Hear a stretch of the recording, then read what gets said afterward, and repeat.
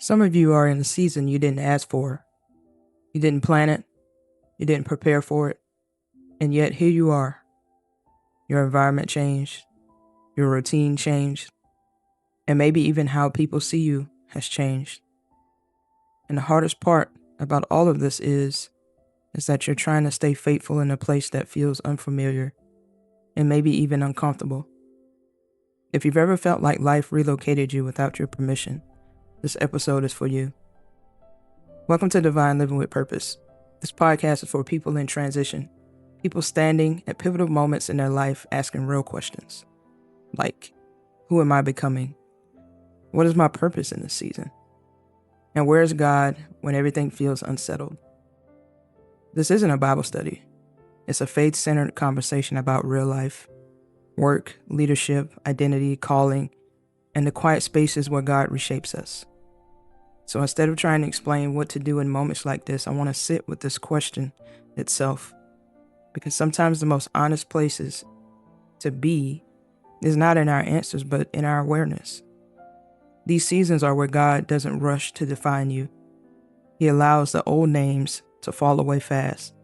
The titles, the roles, the identities that once fit, but no longer do. And in that in-between space, to be honest, it can truly feel uncomfortable. You're not who you were, but you don't know yet who you are becoming. That doesn't mean that something is wrong. It just means that maybe you're in transition. And transitions are not empty seasons. They're formative ones. And in Daniel chapter 1, we'll see that Daniel really didn't immediately reclaim his identity in Babylon. He first had to notice what was being taken away from him. He had to notice what was being changed and what was being tested. And in many ways, that's where some of you are right now. Not lost, not failing, not behind, just standing in that question. So I want to ground this conversation in something personal. I joined the military when I was 18 years old.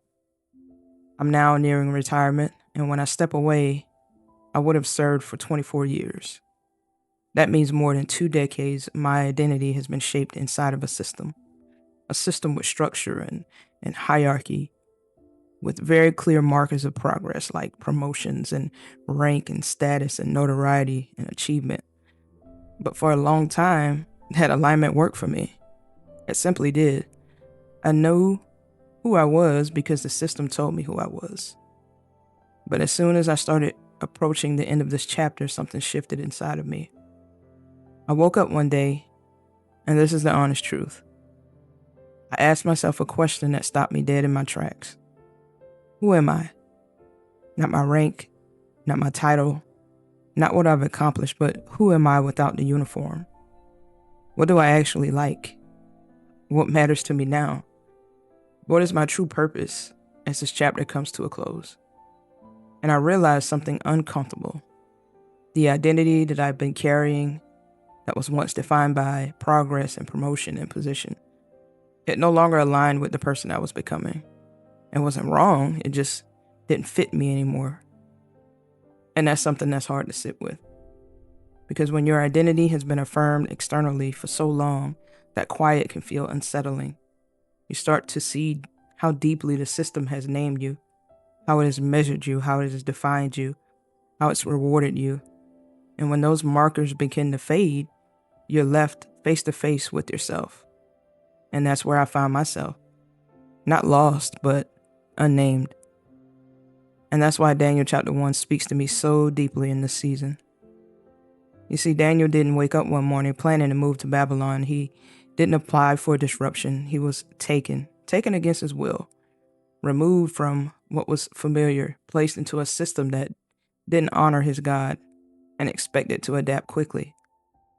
And Babylon didn't just want Daniel's skill, they wanted his identity. They changed his environment, his education, his diet, and eventually they changed his name. Because when you change someone's identity, you influence their allegiance. Daniel's name carried meaning. It reflected who he belonged to. And Babylon tried to erase that, not violently, but abruptly, quietly. And so what does this look like today? You do know that Babylon still exists today, right? It just looks a little different. It looks like workplaces that benefit from your gifts, but challenges your values. Leadership spaces where strength is expected, but vulnerability is penalized.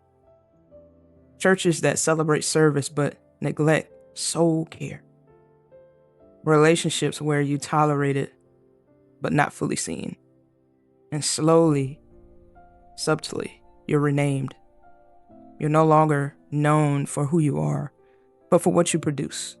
You become efficient, capable, dependable. But internally, something feels off. And that's where the food comes in. That nourishment, right?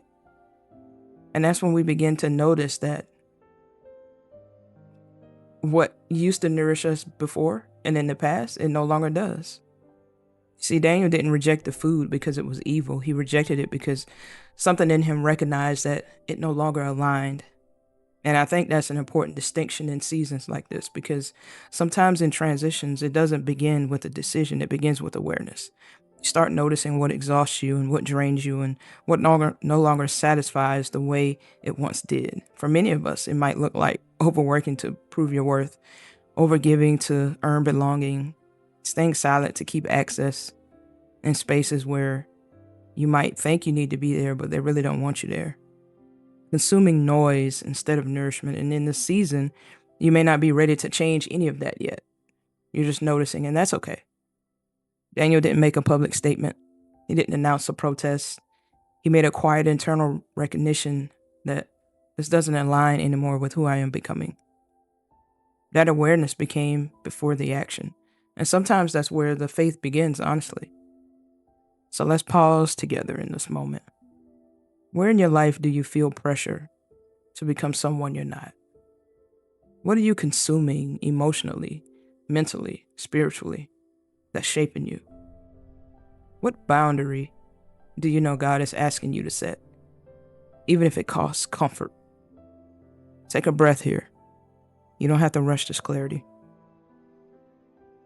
Daniel didn't lose his identity in Babylon. Babylon became the place where his faith was refined. And if you're in a season that feels unfamiliar, uncomfortable, or stretching, it doesn't mean that God has forgotten you. It may mean he's trusting you. You're not behind, not lost. You're simply just becoming. Next, we'll explore what it looks like to stay faithful in unfamiliar spaces, when you're navigating change without clarity, but choosing to trust God anyway. This is Divine Living with Purpose, and I'll meet you right there next time.